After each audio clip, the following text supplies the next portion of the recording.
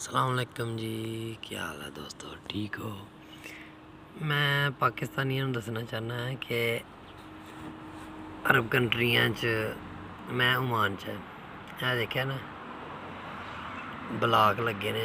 Block होंदा 8 inch का ते थल्ले लैंटर भरेआ उन्होंने, लैंटर भी 8 इंच का भरेआ। देखा ना ब्लाक भी लग्या, सारे लैंटर 8 इंच भरदे ने।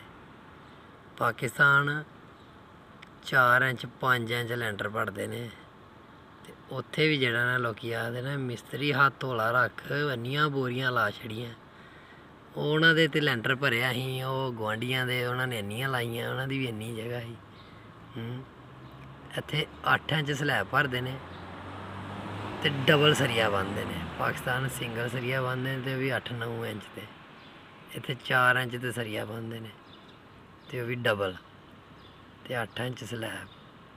ठीक है नहीं, शुफ कर लो तुम।